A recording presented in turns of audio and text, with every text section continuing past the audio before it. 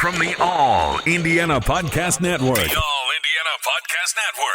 This is the News 8 Daily 8. Now all the latest news. Kylie Conway has all the news you need to know. And more. Please stand by. Now, here's Wish TV's Kylie Conway. Hi, this is Kylie Conway, and this is the News 8 Daily 8 for Tuesday, September 28th. Another warm day will be on tap for your Tuesday. Bright skies will stick around with lighter winds, with highs in the low to mid 80s. And today, an effort to get more people vaccinated against COVID-19. This morning, the mayor of Indianapolis is visiting workers at Community Hospital East. This comes as Indiana is on track to reach 15,000 confirmed coronavirus deaths. Mayor Hogsett will speak with medical staff who've been caring for patients throughout the pandemic, also encouraging people in Indy to get vaccinated. According to the CDC, just over half of the U.S. population has received both shots. The agency's data shows 183.9 million people are fully vaccinated. It says 213.7 million people have at least one shot across the country, just over 64%. The numbers are lower in Indiana. According to the state health department, 3.2 million people are fully vaccinated.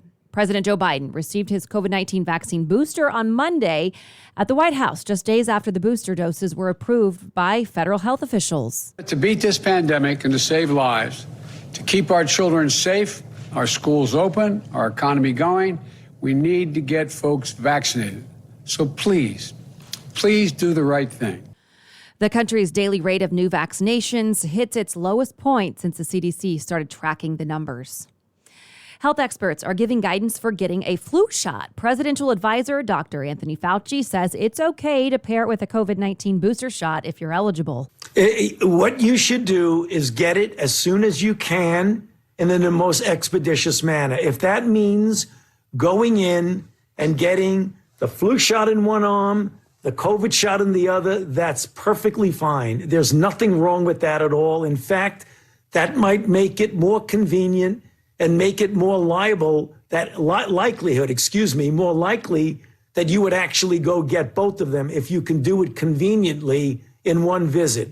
So whatever it takes to get both of them, go ahead and do it. If it's one visit, it's perfectly fine.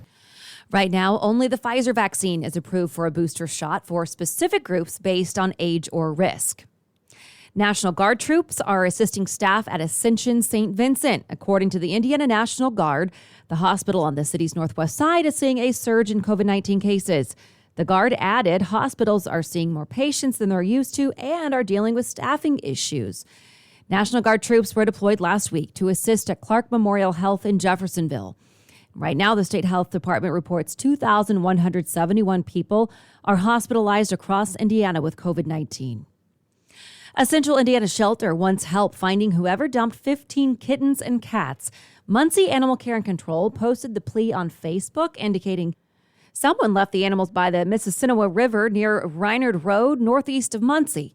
The shelter's offering to take statements from anyone who knows about it. Leaders say the shelter has 100 cats over capacity.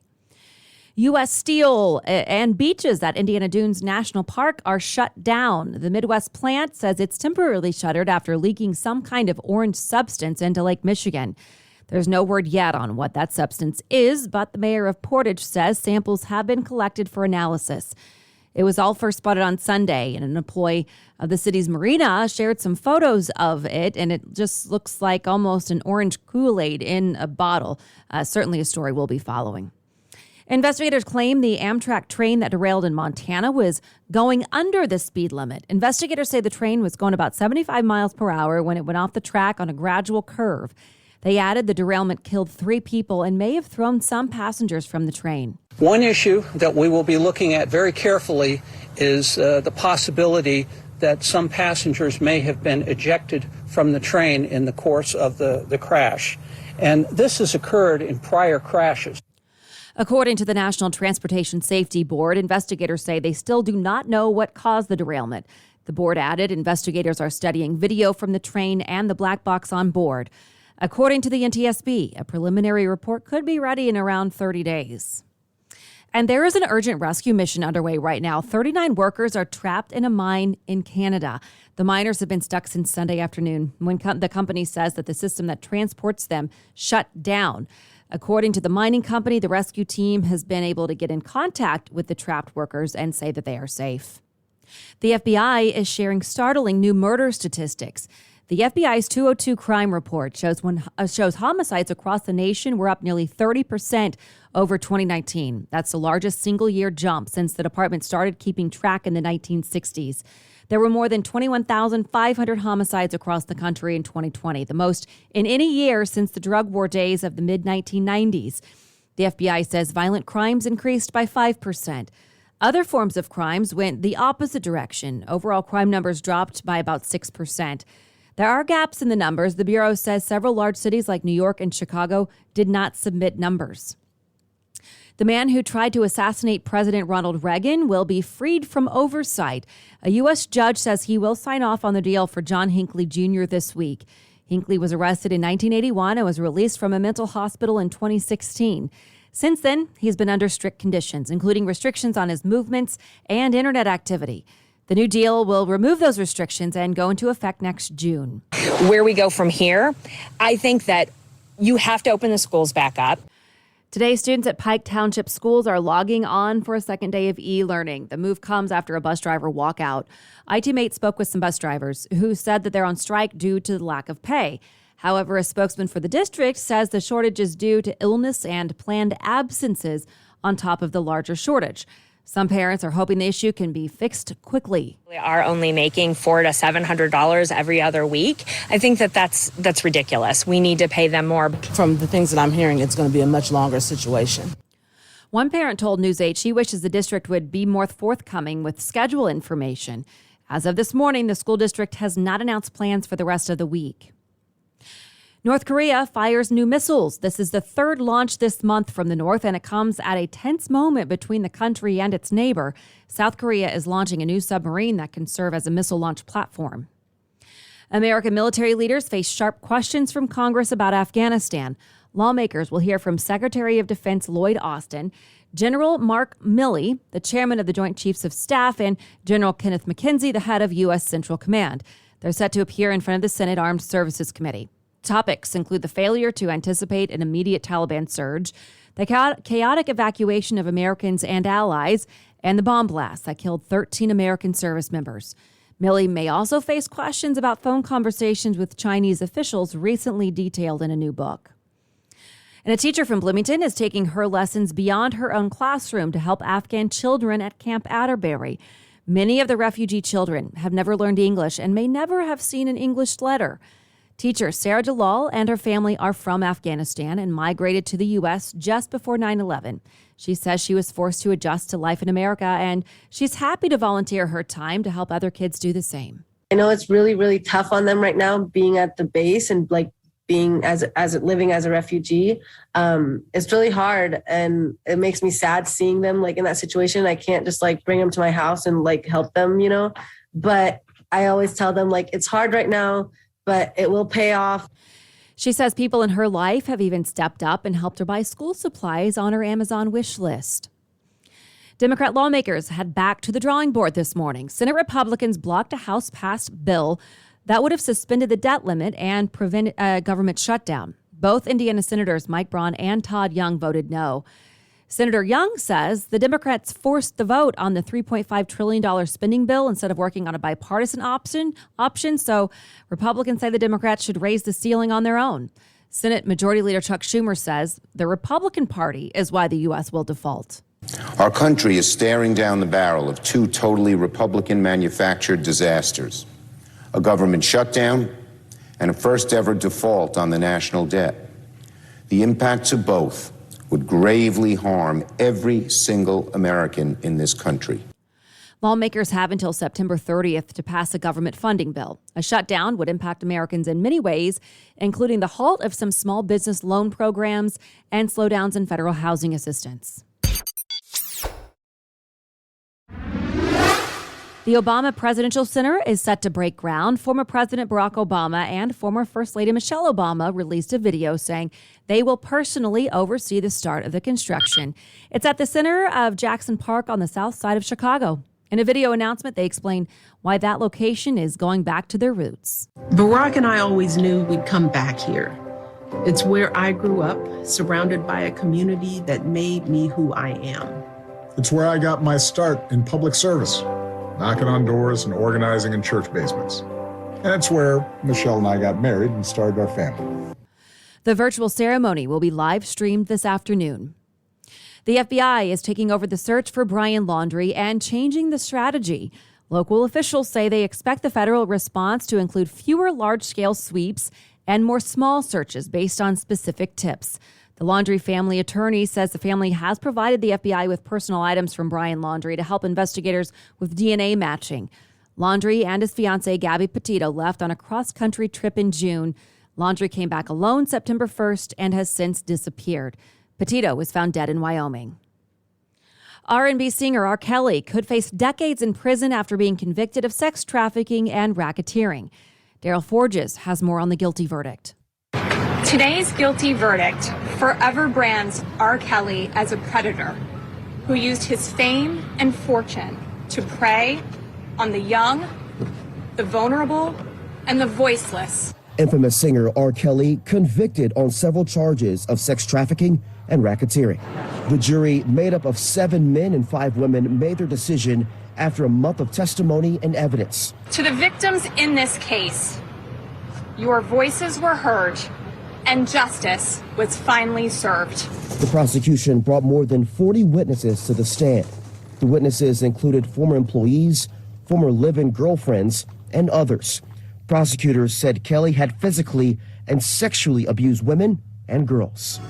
The prosecution framed Kelly as a leader of a criminal enterprise with the help of his associates to recruit young women and girls to engage in sexual activity. He has this type of intimidation right off the bat. I was just waiting for it to be over. The defense described the charge as overreaching and that many of the relationships were consensual. Kelly's defense team called a handful of witnesses to the stand who say they never saw abuse by Kelly. The R&B singer previously addressed the accusations after numerous women came forward in the documentary Surviving R. Kelly. They was describing Lucifer. I'm not Lucifer. In Brooklyn, New York, I'm Daryl Forges. And today is National Voter Registration Day. The White House is marking the day by asking every American to make sure they're registered to vote. President Biden issued a proclamation asking people to check their registration status and help others do the same. You have a little more than a year to get it done before the next general election. The deadline is Tuesday, October 11th of next year. Election Day will be November 8th. From the Colts, T.Y. Hilton is not ready to return to the field against the Miami Dolphins. Head coach Frank Reich says Hilton needs more time to recover from neck surgery. Reich is reflecting on the season so far ahead of Sunday's game. The Colts have not gone this deep into a season without a win in a decade. That starts with me as the head coach. I'm 0-3 as a head coach this year, so I got to own that. But we can't let that deter our confidence in the vision for where we want to go. This isn't pie in the sky, ignore the reality of where we're at or that we haven't been good enough. We made it difficult for ourselves, but there's plenty of season left to prove who we are as an offense. This morning, we do not yet know if Quentin Nelson will play this weekend. Nelson sprained his right ankle and has never missed a game as a Colt. And Wish TV is your home for Colts on Monday Night Football. The Colts travel to Baltimore October 11th to face the Ravens. You can watch every play of that game live on Wish TV. Our News 8 team will also have live coverage for you before and after the game on Wish TV. And to the Pacers, the Blue and Gold have their eyes on the playoffs when they start training camp today. Monday was media day with the team, and our Olivia Ray was there and explains the team's expectations of the season with another new coach at the helm. This is a playoff team. It always has been. It will continue to be. We got to be all in. It has to start on the defensive end.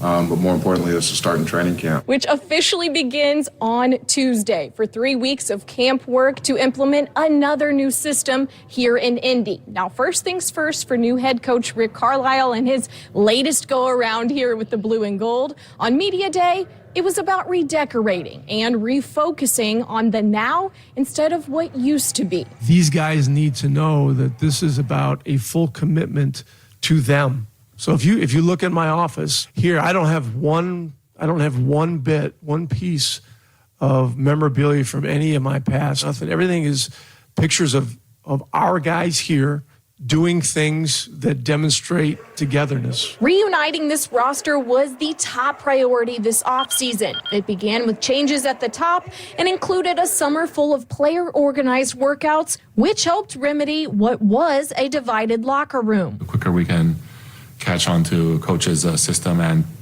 figure our chemistry out, because we didn't really play together a lot last year, the main guys, so it's going to be interesting. There was a little bit more going on in the locker room last season than the regular season, but honestly, I think we did the best we could, and now we're moving on. We have a change in leadership now in Carlisle, and Lloyd Pierce, and he is a pretty amazing roster of coaches with him. So I'm excited. Carlisle is he's very smart, and I think he's one of those guys who is not afraid to think outside the box. Just for him to be able to come back and bring that knowledge to Indiana is great for our guys, and everybody's upbeat and excited. Carlisle's defensive mind making great first impressions, but on the other end of the floor, their scoring small forward still needs some time. TJ Warren wearing a walking boot with plans for more scans in several weeks.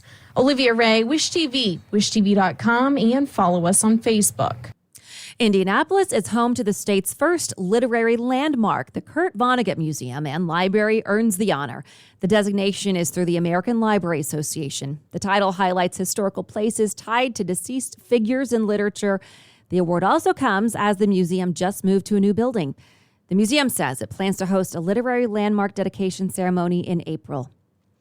To business headlines, you can soon buy shares in hot dog chain Portillo's. It plans to list shares on the NASDAQ exchange under the symbol PTLO. Portillo's doesn't franchise like many other restaurant chains and has been expanding recently with drive-thrus. Despite industry-wide challenges during the pandemic, Portillo's said it has never permanently closed a restaurant and recently announced a new location near Orlando, Florida. The chain had 67 restaurants as of June, including in Avon, Fishers, and Indianapolis.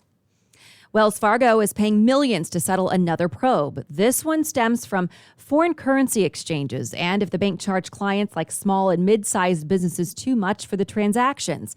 Wells Fargo ultimately reaped tens of millions of dollars from the practice, which the lawsuit filed Monday describes as a brazen and wide-ranging fraud.